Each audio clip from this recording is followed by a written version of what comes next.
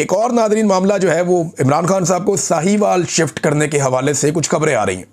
देखिए, पहले ये दावा किया गया कि मच्छ जेल भेज देंगे, कुछ लोगों ने कहा जी अडियाला से निकाल के अटक जेल भेज देंगे। सब ने अपनी अपनी बात की, लेकिन ये बात कोई कॉमन सेंस की कसौटी पे पूरी नहीं उतर रही थी। और अब ये खबर आ रही है कि शायद साहिवाल जेल इमरान खान साहब को भिजवा दिया जाए। साहिवाल के जो पुलिस ऑफिसर हैं उनको भी तब्दील कर दिया गया। अब इतला ये कि राणा अयाज साहब को भेजा गया। तो राणा अयाज साहब जो हैं वो राणा सनाउल्लाह साहब के रिश्तेदार भी हैं। मैं इन्हें ज़ाती हैसियत में जानता हूँ। एक दौर में इन्होंने बड़ा शानदार काम किया हुआ है। अभी मैं क्योंकि काफ़ी अरसे से इन टच नहीं हूँ राणा साहब के साथ, और जब मैं क्राइम रिपोर्टर था तो तब मैंने काफ़ी कवरेज की ऐसे मामलात की जहाँ पे ये ऑपरेशंस में मौजूद होते थे। लेकिन क्योंकि इनके राणा सनाउल्लाह साहब से रिश्तेदारी है तो ये कंट्रोवर्सी है, और पाकिस्तान तहरीक इंसाफ का दावा है कि इन्होंने बड़ा जुल्म किया गुजरावाला में, दीगर जगहों पे जहाँ जहाँ पे इनको मौका मिला इन्होंने पाकिस्तान तहरीक इंसाफ पे जुल्म करने में कोई कसर नहीं छोड़ी। ये तहरीक इंसाफ का कहना है, और वो लोग कह रहे हैं कि अगर इनको वहाँ भिजवाया जा रहा है तो फिर दाल में कुछ काला है। बहरहाल इमरान खान साहब को अगर ये साहिवाल शिफ्ट कर देते हैं तो होगा क्या? देखिए, केसेस इमरान खान साहब के इस्लामाबाद के हैं, जजेस वहाँ से आते हैं, वकला वहाँ से आते हैं। तो अब वहाँ से इमरान खान साहब को उठा के अगर साहिवाल ले जाते हैं तो वकील पहुँचेंगे साहिवाल, केसेस जो है वो लगेंगे साहिवाल, जजेस पहुँचेंगे साहिवाल। और साहिवाल में जो है वो कोशिश की जाएगी कि जैसा माहौल अडियाला जेल के बाहर बन जाता है, क्योंकि रावलपिंडी के वर्कर बड़े तगड़े हैं, वो इस्लामाबाद से भी आ जाते हैं। फिर एक और बहुत बड़ा फैक्टर है जिसको हम नज़रअंदाज नहीं कर सकते कि खैबर पख्तूनख्वा रावलपिंडी से ज़्यादा दूर नहीं है। तो जो स्वाबी का ज़िला है या मर्दान का ज़िला है या जो करीबी इलाके हैं, अब वहाँ से लोग बहुत बड़ी तादाद में ट्रैवल करते हुए वो पहुँच जाते हैं अडियाला जेल। 100, 200, 400 बंदा पहुँचना कोई मसला नहीं होता। और वज़ीर आला खैबर पख्तूनख्वा भी हर हफ्ते जो है वो अडियाला जेल के बाहर आ जाते हैं। तो इन सारे सर्कमस्टांसेस से और इन चीज़ों से अवॉइड करने के लिए साहिवाल जेल की ऑप्शन पे गौर हो रहा है एक खबर के मुताबिक। और अगर साहिवाल इमरान खान साहब को ले जाया जाता है तो इन चीज़ों को कंट्रोल करने की कोशिश की जाएगी। वज़ीर आला हर हफ्ते नहीं आ पाया, फिर ये क्योंकि ये पंजाब का एक सेंटर है तो यहाँ पे तो एक बर्बरियत है ना PMLN की, उनका कंट्रोल पुलिस के ज़रिए से बहुत ज़बरदस्त है। तो वो कोशिश करेंगे कि हाई प्रिजन जो जेल है उसके आसपास कोई परिंदा भी पर ना मारे। फिर साहिवाल एक छोटा शहर है, वहाँ पे इजाफी नफरी तैनात करके आप जो मर्जी कर सकते हैं। फिर जो इस्लामाबाद का कैपिटल का जो मीडिया है वो उसे कवर नहीं कर पाएगा। फिर जो इंटरनेशनल मीडिया कवरेज देने के लिए आ जाता है उसके लिए भी मुश्किलात हो जाएंगी। तो ये वो सारे फैक्टर्स हैं जिनको मद्देनज़र रख के अगर ये फैसला किया गया तो किया गया। अब कुछ लोगों के अदालतों में केस लगे होते हैं, जैसे इमरान खान साहब की फैमिली है, वो केस निपटा के सुबह सुबह और आ जाते हैं मंगल वाले दिन जेल में मुलाकात के लिए। अब वो केसों में जाएंगे, जेल में जाएंगे, ये बहुत सारी चीज़ें जो है ना वो ख़राब हो जाएंगी। वो पाकिस्तान तहरीक इंसाफ के पास ऑप्शन क्या है? कुछ सहाफ़ी ऐसे हैं जो रावलपिंडी में आके कवरेज करके चले जाते हैं, लेकिन जब वो जाना चाहेंगे साहिवाल तो उनके लिए मुश्किलात होंगी। नाज़रीन, अगर आज वज़ीर आला खैबर पख्तूनख्वा दोबारा अडियाला गए तो ये उनका 11वां चक्कर होगा। इससे पहले वो अदालती ऑर्डर लेकर कई मरतबा गए हैं, लेकिन उन्हें उनके लीडर से मुलाकात की इजाज़त नहीं मिली। इमरान खान साहब के नाम पे उन्होंने वोट लिया हुआ है और इमरान खान से वो मुलाकात करना चाहते हैं, उनकी मुलाकात नहीं होने दी जाती। इमरान खान साहब की बहनें जाती हैं तो मुलाकात नहीं होने दी जाती। अब ये एक इंटरनेशनल इशू बना हुआ है, दुनिया भर में मीडिया इसके बारे में आवाज़ उठा रहा है। इमरान खान साहब के जो बेटे हैं उन्होंने इस बात का अब तहैया किया है, फ़ैसला किया है कि वो कुछ ना कुछ एक्टिविटीज़ करते रहेंगे और इतनी आसानी से अपने वालिद को कैद तन्हाई में नहीं रहने देंगे। अब वो जो एक्टिविटीज़ हैं वो आने वाले दिनों में आपको नज़र आएंगी। ओवरसीज़ पाकिस्तानियों के मुख्तलिफ ग्रुप्स आपस में रब्ता कर रहे हैं, क्योंकि बहुत सारे इख्तलाफात पैदा हो चुके थे ओवरसीज़ पाकिस्तानियों के बीच में भी। और ये इसके अंदर जो है कुछ सोशल मीडिया के ऊपर इख्तलाफात आ गए, कुछ ज़ाती नौइयत के इख्तलाफात आ गए। एक पाकिस्तानियों में थोड़ा हीरो बनने का भी बड़ा शौक़ होता है। कुछ लोगों ने हीरो बनने के चक्कर में एक दूसरे को नीचे दिखाया और उस वजह से कुछ ओवरसीज़ पाकिस्तानी मायूसी का भी शिकार हो गए। अब ये सारी चीज़ें हटाने का वक्त आ गया। इसमें कुछ लोग बड़ा फ़ाल किरदार अदा कर रहे हैं, बैकग्राउंड में रहते हुए, पीछे रहते हुए।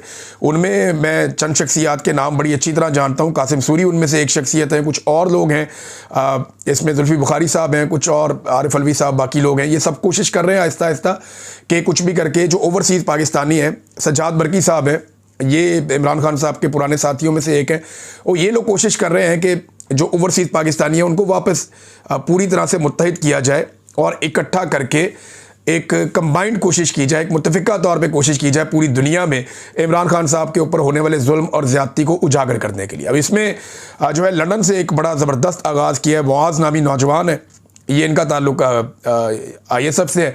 इन्होंने कहा जी अब जब इमरान खान साहब की मुलाकात नहीं ना होने दी जाएगी, जब तक इमरान खान साहब नहीं मिलेंगे तब तक हम बरतानिया में सफारत खाने के बाहर धरना देंगे, हर मंगल वाले दिन आएंगे, आकर धरना देंगे। अब इसके ऊपर बाकी ओवरसीज़ पाकिस्तानी जो यूरोप में हैं, बाकी ममालिक में हैं, ऑस्ट्रेलिया में, अमेरिका में, वो भी गौर कर रहे हैं कि क्या धरना वहाँ पे भी देना चाहिए, और इसके ऊपर भी बहस हो रही है। आने वाले दिनों में ये चीज़ें आपको पता चलेंगी। लेकिन इमरान खान साहब की जो हमायत है उसमें इंटरनेशनली इजाफा होता जा रहा है, पाकिस्तान के अंदर भी इजाफा होता जा रहा है, और ये जुल्म और ज़्यादती ये रिकॉर्ड का हिस्सा बन रही है। अब इससे होगा क्या? कल को जब ये लोग इक़्तिदार में आएंगे, इनके पास हुकूमत आएगी पाकिस्तान तहरीक इंसाफ के पास, तो दूसरी जमातें शिकवा भी नहीं कर सकेंगी। या चले तहरीक इंसाफ हुकूमत में नहीं आती, ये जमातें आपस में लड़ पड़ती हैं, या एस्टेब्लिशमेंट इन जमातों से नाराज़ हो जाती है और इनको मारना शुरू कर देती है, तो ये जमातें तो गिला शिकवा भी नहीं कर सकती। अब वजह यह है कि जो कुछ इन्होंने पाकिस्तान तहरीक इंसाफ के साथ कर दिया है, उसके बाद ये गिला और शिकवा कैसे कर सकते हैं? कुछ तो जा नहीं पाएंगे और कुछ आपके गिरफ्तार या गायब भी हो जाएंगे, जैसे शेख आगा सरवर साहब के साथ किया जा रहा है, जैसा सोहराब बरकत साहब के साथ किया जा रहा है, जैसा काम किया जा रहा है राय गुलाम अली साहब के साथ किया जा रहा है। ये ज़्यादती जिन लोगों के साथ हो रही है, इनके साथ भी ऐसी ज़्यादती हो सकती है और सहाफ़ियों के साथ। लिहाजा पाकिस्तान तहरीक इंसाफ के पास कोई और ऑप्शन होगा नहीं। मुल्क बंद करने के अलावा, एहतजाज करने के अलावा तहरीक इंसाफ के पास कोई ऑप्शन नहीं बचेगा। अगर इमरान खान साहब को साहिवाल शिफ्ट कर दिया गया तो, या किसी और जेल में शिफ्ट कर दिया गया तो, और पाकिस्तान तहरीक इंसाफ के लोग ये दावा कर चुके हैं, बार बार कह चुके हैं कि इमरान खान साहब ने कैटेगोरिकली कहा है कि अगर मेरी जेल को शिफ्ट करे, मेरी मर्जी के खिलाफ कोई इकदाम ये करें, तो फिर आप लोगों ने मुल्क बंद कर देना।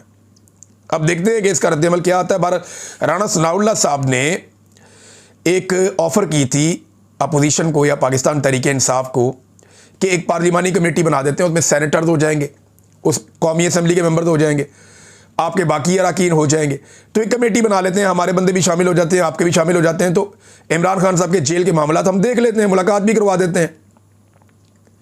तो इस पर पाकिस्तान तहरीक इंसाफ ने कहा जी ठीक है, करें, फ़ौरन करें। उन्होंने अकलमंदी का सबूत दिया। राणा सनाउल्लाह साहब को लगता था शायद ये नहीं मानेंगे, लेकिन उन्होंने कहा जी करें, बिल्कुल करें आप, बल्कि आप राणा साहब इसके अंदर आप भी शामिल हो।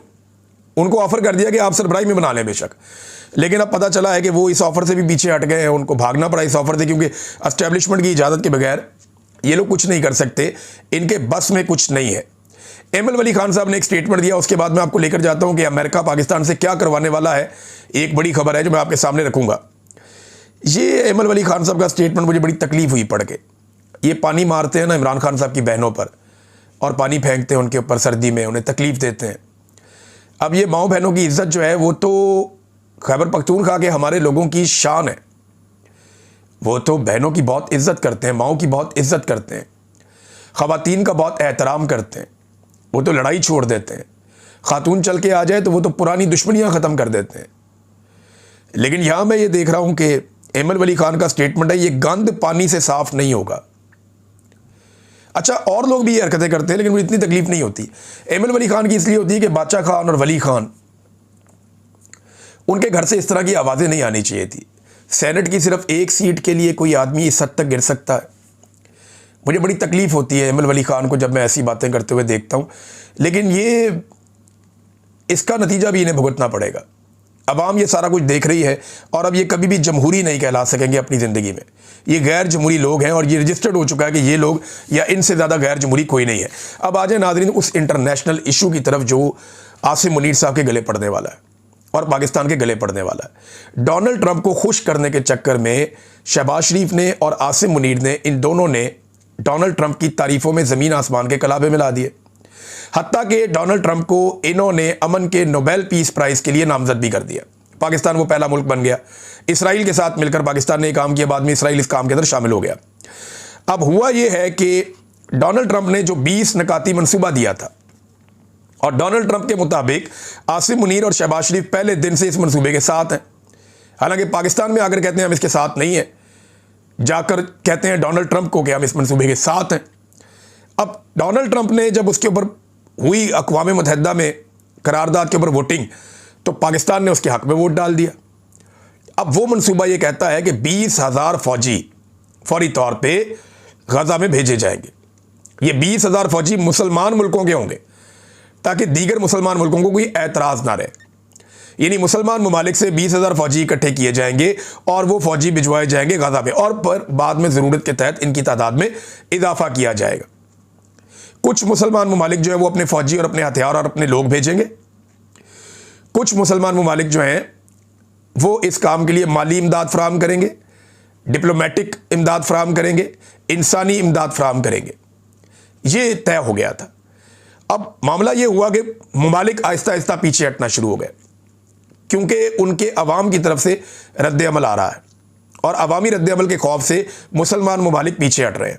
मिसाल के तौर पे जो सबसे ज़्यादा आगे